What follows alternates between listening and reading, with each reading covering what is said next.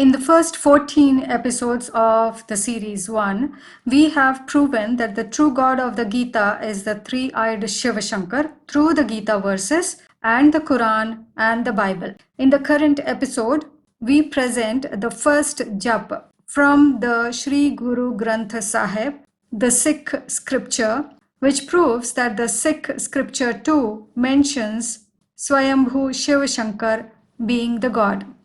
We introduced these color codes in Series 1 in a logical fashion.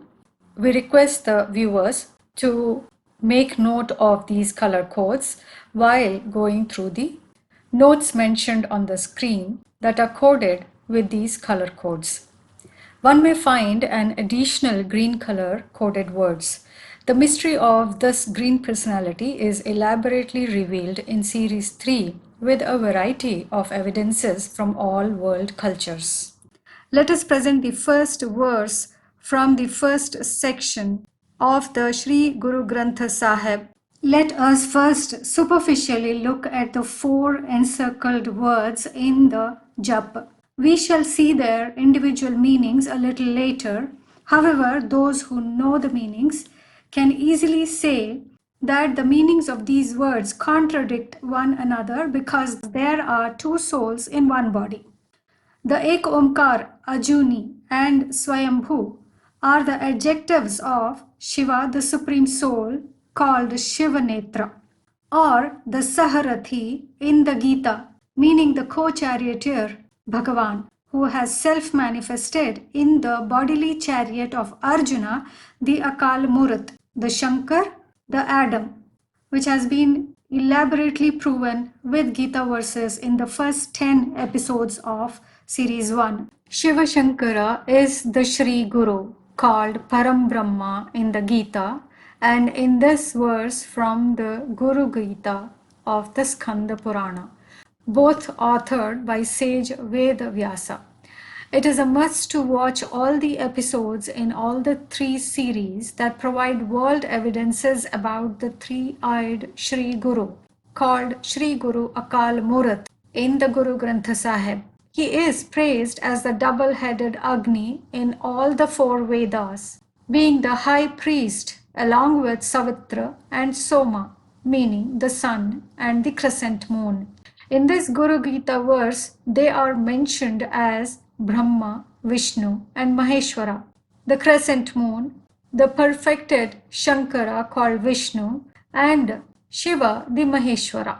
The perfected Shankara, the sun-like wise pillar of the world, is the Vishnu, who is always shown with Brahma connected to the thread, the navel or the umbilical cord.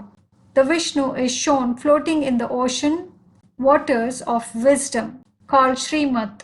They are the 3 souls in one bodily chariot, the temple, the vehicle called Adam, the Shankara, the Adimanu, Arjuna, Agni, Nova, Saint Sophia, and many names. The three-eyed Shiva Shankara.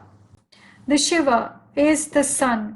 Hence, the Vishnu is called Surya Narayana. Shiva being the sun, the Surya, and Shankara is the one who becomes sun-like wise in the image of Shiva. Thus, only Shankar's name is prefixed with Shiva, and this perfected Shankara, along with the crescent moon and the sun, Shiva, is called Surya Narayana or the Vishnu.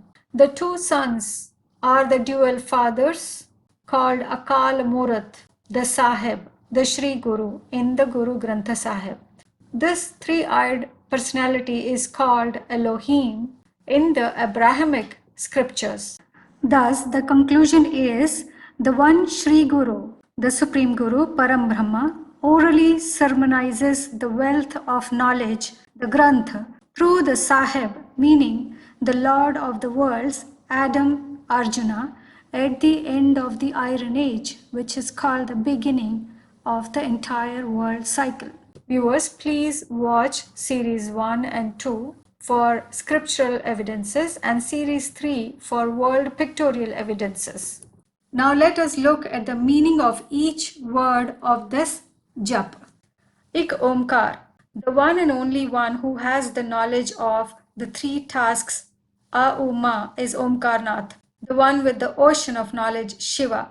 He alone is the son of knowledge, as mentioned in these Gita verses, and creates Adam, Arjuna, in his own image.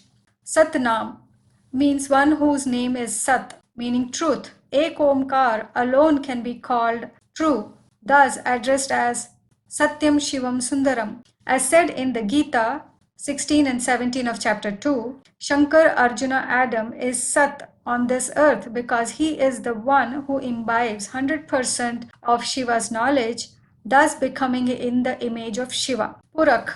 This is a Sanskrit word Purush, which in Sanskrit means Purishete iti Purushaha, meaning one who is resting in the body, that is soul. Karta Purak. Shiva is ever unborn, hence Purush, addressed as Purushottama in the Gita. And Shankar, Adam, became in his likeness, hence addressed as Purusha Rishabha, meaning the best of the souls, comparing with others, as addressed in the Gita 15 of 2. Next word, Akal. Verse number 16 and 17 of 2, the one and the only one, Shankar Adam, Arjuna, is called Satya, meaning true, because he is ever present on this earth throughout the world cycle time. He cannot be destroyed by neither any person nor by time. He himself is time. He is the first man with whom the heaven begins. Murat. The Sanskrit word Murat means idol, body, corporeal form. The dictionary meanings are given on the screen. Therefore, that Supreme Soul, ever unborn Shiva, self-manifests in the best of the bodily beings, Arjuna, who is addressed as Dehabhritamvara in Gita verse 4 of 8. The self-manifested Shiva is the chief of the sacrificial fire of knowledge, the Adhyagya. They are the dual souls in one body, as in Gita 4 of 8 and 33 of 10. They are the Rathi, Sarathi, Trinetri or the Ardhanarishwar, as was proven in episode 7 to 10 of series 1. Another word, Ajuni. Ajuni is the Sanskrit word Ayoni or Aja, meaning one who is unborn through the womb, as in these Gita verses. Saibha is the Sanskrit word Swayambhu, one who takes divine birth through self-manifestation. The process of Swayambhu is explained in series 1. In the path of devotion, Shankar Mahadev is called Hara Hara Shambhu Kashi Vishwanath Gange. Shambhu is the corrupted version of Swayambhu. Guru Prasad, the one and only one knower, Ek Omkar, son of knowledge Shiva, is the ShriGuru when he self-manifests in the body of the Akala Murat Shankar and thus creates him as Jagat Guru, who enlightens all as the doer, the giver of knowledge, that is Prasad. Ek Omkar Satyam Shivam Sundaram, the true, auspicious and pure, is the one who is free from any fear, the Nirbhav, without any enemy, the Nirvair, because he is the Nirakari, Nirvikari, Nirahankari, ShriGuru, who transforms his bodily chariot. The bodily chariot in Sanskrit is also called Linga, and thus making his bodily chariot in his own image.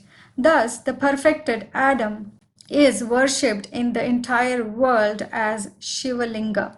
One true Nanak. The word Nanak is comprised of two words, Na meaning not, Anak means many, one who is not like the many, or the only one significant among all humans.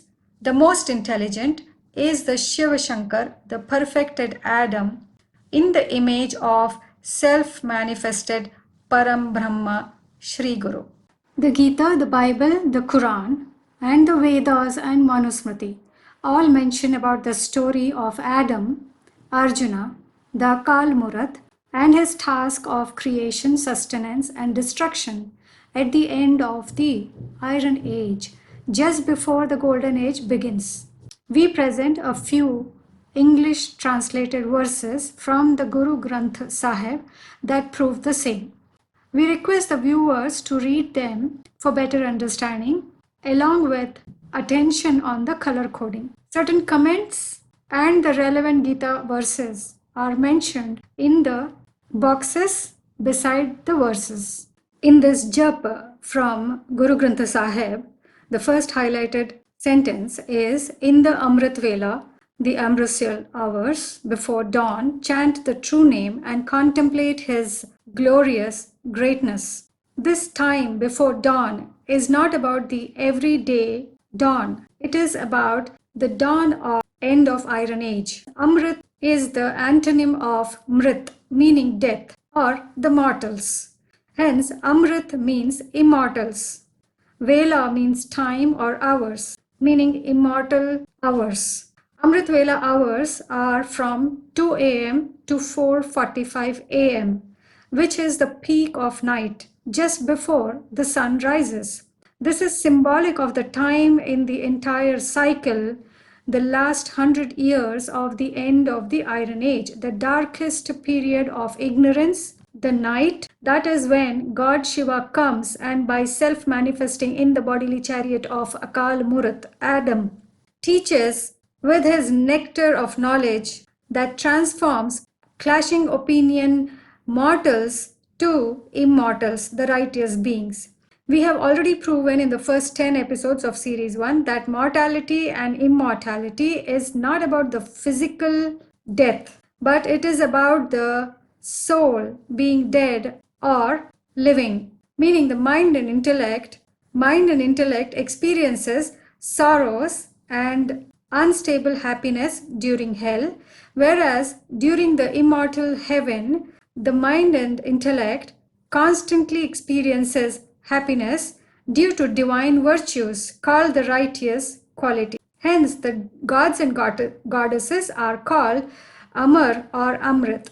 Gita verse 5 of chapter 16 mentions Daivi Sampad Vimokshaya Nibandhaya Asuri Mata, which means the divine virtues lead to liberation from sorrows, while the demonic natures cause bondage to sorrows. It is only during the actual dawn period in the entire cycle when the true God is identified. The Swayambhu Shiva Shankar is identified, and that is only when we can contemplate his gloriousness through his knowledge, which opens up the gate of liberation. The next highlighted word, the true one himself is all. This is for Adam. He is the one who creates everyone. Through him, the entire world gets enlightened, whereas he gets enlightened through Shiva directly. The one, he cannot be established, he cannot be created, he himself is immaculate and pure,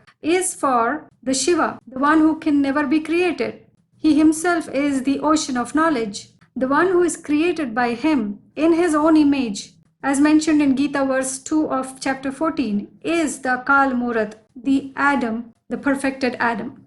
In the next verse, Jap part 005, great is the master, high is his heavenly home, highest of the high, and above all is his name. Only one as great and as high as God, which means he is compared with God as well as with other people.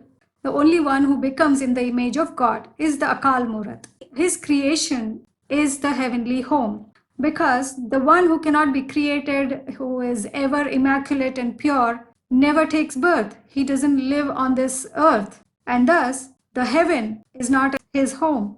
The heaven is created by Akal Murat. He is the one who is as high as God, and he himself knows himself, because he himself has to tell about the self-manifested Shiva through knowledge, and he becomes very high. Dutiful names of Arjuna, the Partha, which means the king or lord of earth, the three worlds, Purusha Vyaghra, which is a name for Narayana, Adi Narayana, who is the Suranam Adhipati, meaning the lord of the deities, the king of heaven, is Arjuna, the perfected Adam.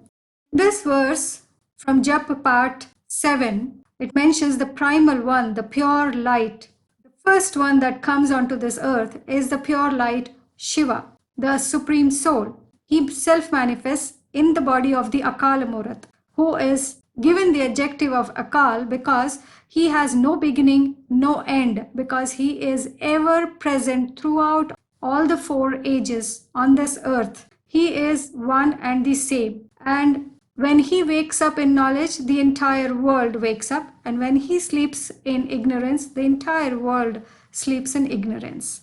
He is the one creator of the world, one sustainer and one the destroyer. The head of all 3 responsibilities, the creation, the sustenance, and the destruction, lies with the perfected Adam. But the one who watches over all, but none see him, how wonderful this is about Shiva. No one can see him. Arjuna alone can perceive him through the eye of knowledge, the third eye. The wisdom, the spiritual wisdom reigns supreme.